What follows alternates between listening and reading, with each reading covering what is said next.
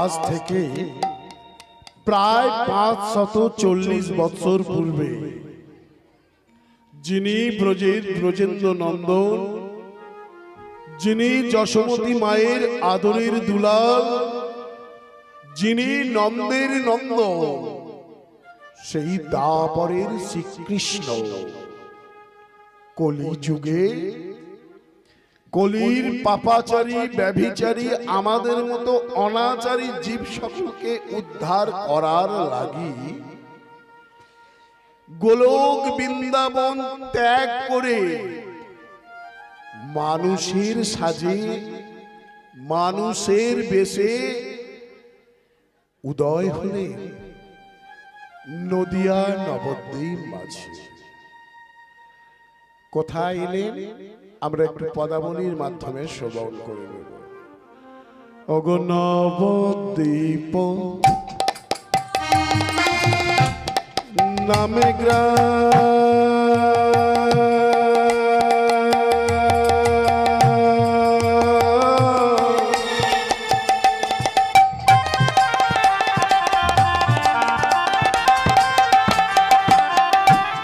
সে যে সুরধ্বনি গঙ্গার তীরে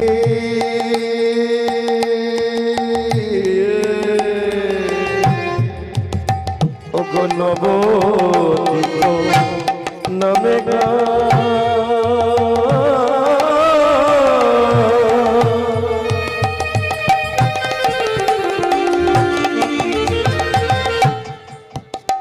যে সুরধ্বনি গঙ্গার তীরে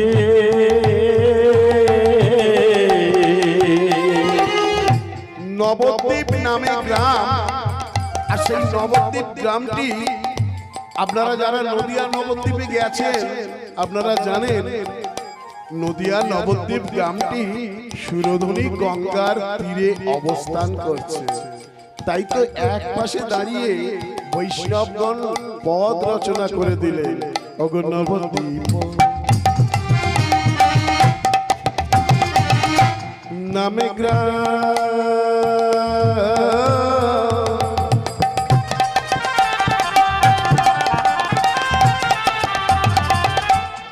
সে যে সুরধ্বনি গঙ্গা তীরে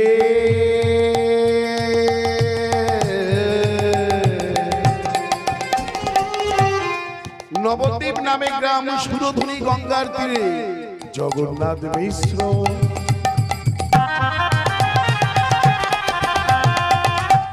জগন্নাথ মিশ্র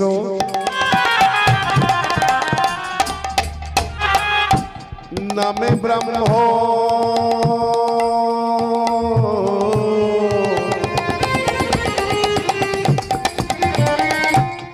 তথায় বাস করে ও জগন্নাথ মিশ্র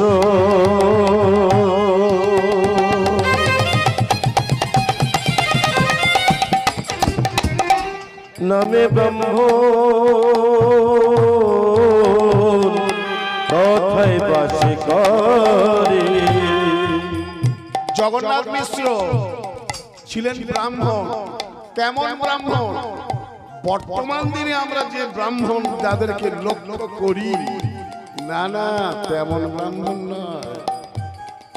বর্তমান দিনের ব্রাহ্মণ যারা ব্রাহ্মণ বংশে জন্মগ্রহণ করেছে বলে নিজেদেরকে ব্রাহ্মণ বলে বড়াই করে, অথচ ব্রাহ্মণের যে গুণ তাদের মধ্যে কিন্তু নেই বাবা। কোটিতে একটি। কিন্তু জগন্নাথ মিশ্র ছিলেন অগয়তি নিষ্ঠা,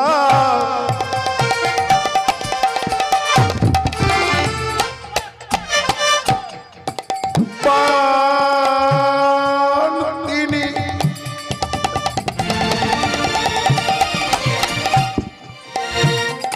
ধার্মিক সুজা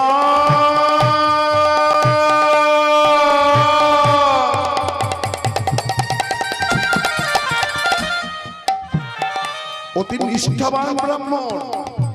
ব্রাহ্মণের মধ্যে সম দম তপ জ্ঞানম বিজ্ঞানম আশ্চাদম তপস্যা যত রকম গুণ ছিল, সমস্ত গুণ ছিল তার মধ্যে। তাই তো বৈষ্ণবগণ বললেন অতি নিষ্ঠা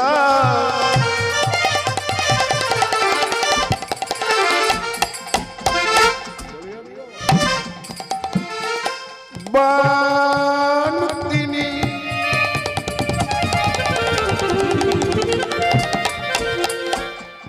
ধার্মিক ও সুজা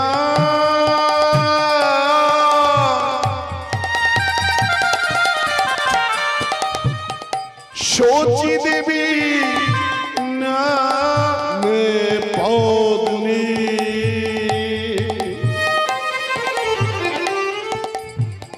শুনুন সর্বজা শচী দেবী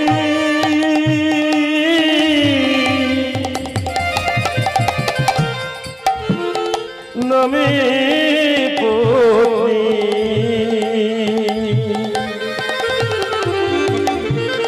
শুনুন সর্বজন সেথায় প্রভু আসি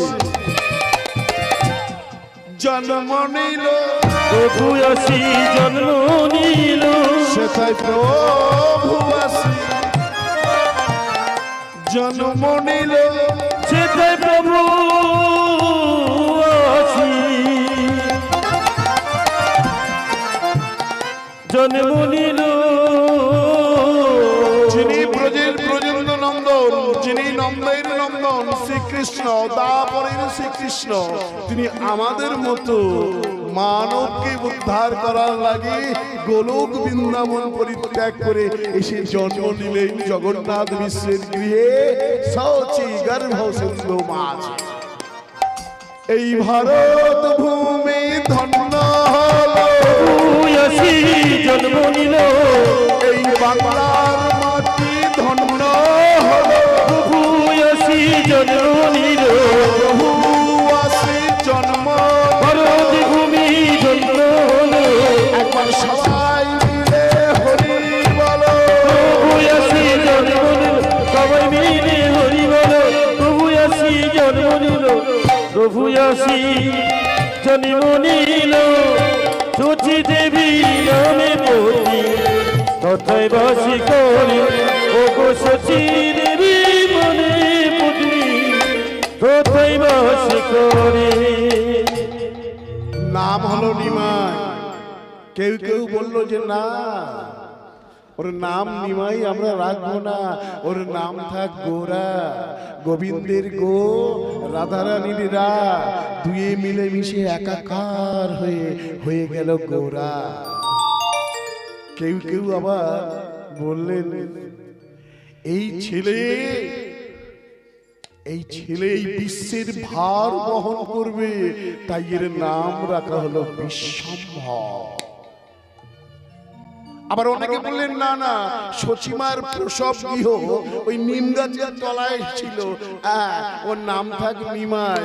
নিম গাছের ছালও তিত, পাতাও তিত, আগা পাস্তা সবটাই তিত। এর নাম থাক নিমাই, কারণ জমে এর দিকে লক্ষ্য দিতে পারবে না।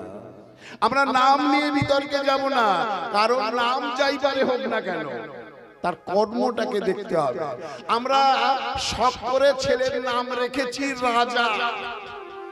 বাবা মায়ের একমাত্র ছেলে, ধনী পিতা মাতার একমাত্র ছেলে, বাড়ির সবাই মিলে আলোচনা করে নাম রাখলো রাজা।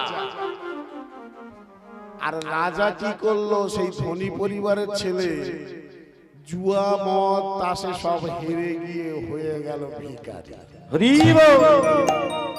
ভগবানও ব্যঙ্গ করে, নাম রেখেছিস রাজা, করে দেবো ভিখারি।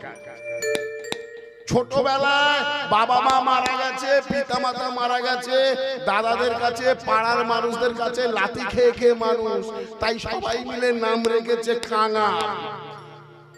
কিন্তু ভগবান বলল এর নাম কাঙাল রেখেছিস, পড়াশোনা শিখলো না কিছু, কোন রকমে বড় হলো, আর বড় হয়ে এমন ব্যবসার সঙ্গে জুড়ে গেল সে কোটিপতি হয়ে গেল।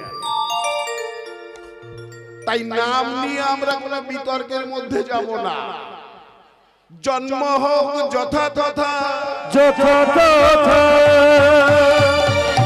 কর্ম হোক ভালো করিব কি ভালো। জন্ম যেখানে খুশি হতে পারে, যে কোনো বংশে হতে পারে, কিন্তু তোমার যদি কর্মটা ভালো হয় তাহলে তুমি দেবতার পাশে আসন পেয়ে যাবে। তাই নাম নিয়ে আমরা বিতর্কে যাচ্ছি না। ছোট্ট ছেলেটা ধীরে ধীরে বড় হতে লাগলো। ছোট্ট ছেলেটা ধীরে ধীরে বড় হতে হতে একটা সময় অল্প বয়সে পাণ্ডিত্য অর্জন করলো। নাম হলো নিমাই পণ্ডিত। তৎকালীন সময়ে এই ভারতবর্ষের বুকে ডবল ইঞ্জিন সরকার চলত। দিল্লির মসনদে ছিল মুসলিম রাজত্ব, আর বাংলায় ছিল মুসলিম শাসক। তৎকালীন সময়ে কিছু গোঁড়া ব্রাহ্মণ নিজেদেরকে উচ্চ বর্ণের বলে দাবি করে সমাজের মধ্যে বিভেদের সৃষ্টি করে, উঁচু নিচু জাত পাতের বিভেদের সৃষ্টি করে শাসন আর শোষণ করছিল। নিমাই পণ্ডিতের বিরুদ্ধে গর্জে উঠেছিলেন। হ্যাঁ, তিনি একমাত্র গর্জে উঠেছিলেন, সংঘবদ্ধ করেছিলেন সমস্ত নিচু সম্প্রদায়ের মানুষগুলোকে। আর পার্টি অফিসটা কোথায় হয়েছিল? শিবাস অঙ্গনে। বীরভূম এক চক্র থেকে চলে এসেছিল যিনি দাপরের বড়াই, তিনি কলিযুগের নিত্যানন্দ হয়ে প্রবীণ নেতা অদ্বৈত আচার্য যোগ দিলেন। শিবাস ঠাকুর, গদাধর সবাই মিলে যোগ দিয়ে একটা বদল আনলেন সমাজে, যে আমরা সবাই সমান।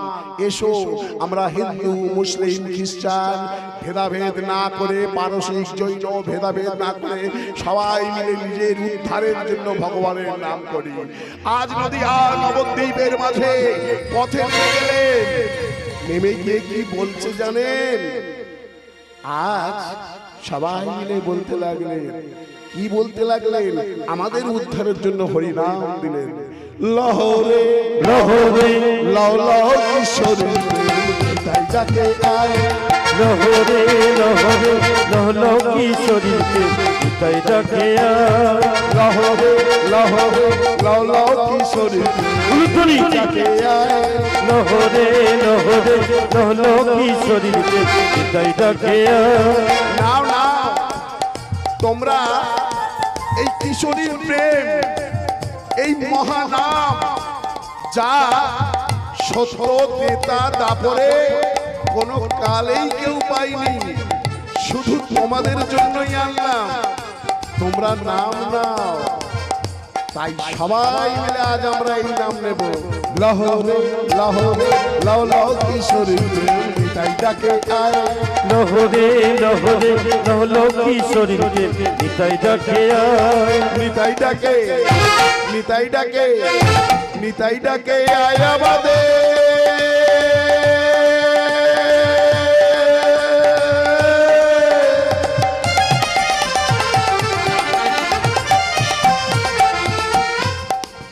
ওই না রাধা কৃষ্ণ যুগলের মূর্তির পাশে দাঁড়িয়ে আছে দুই ভাই।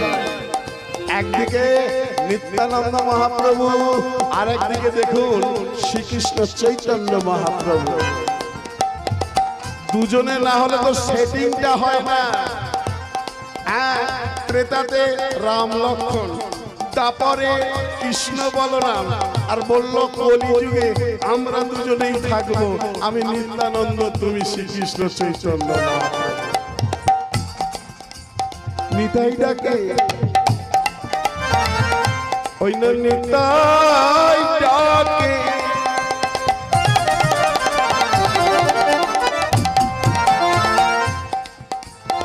তোমরাও নিত্যানন্দ প্রভু ডাকে আশ্রয় নাও। ওই নিতাই ডাকে,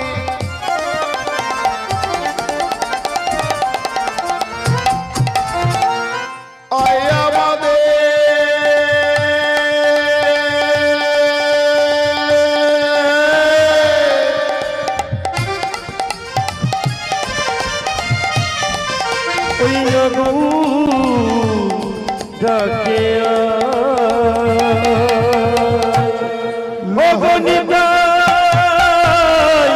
ডাকে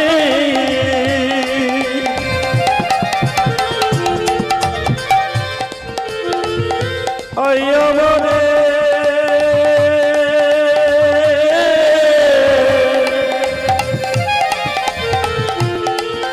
ও গগু ডাকে আপনার নাম নিয়েছেন, সবাই বলেছেন নিত্যানন্দ মহাপ্রভু কি হয়েছে।